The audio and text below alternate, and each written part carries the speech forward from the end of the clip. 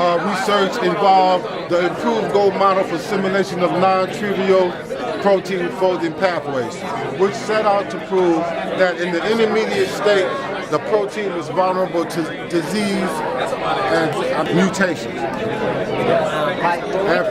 What we're trying to say here is like when you consume food that contains proteins, and like when the protein synthesizes in your body, it takes like a pathway for it to reach from its unfolded state to its folded state so that it can be used and utilized for biological functions of your body.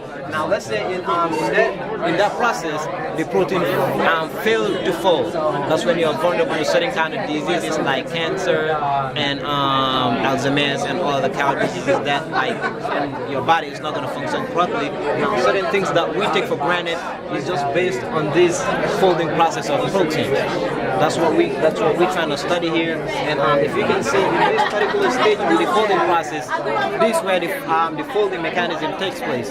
This is where it can fold or unfold.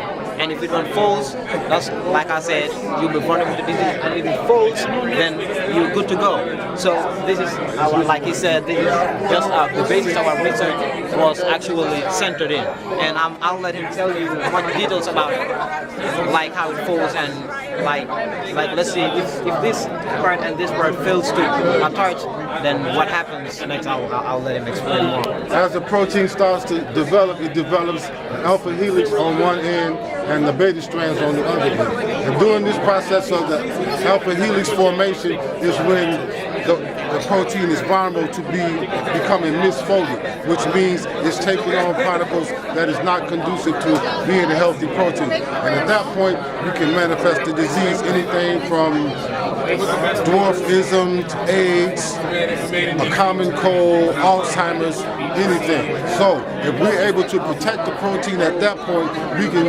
virtually eradicate disease in the future, or either go back to a person with that ailment and find a way to reverse their ailment so they can become healthy.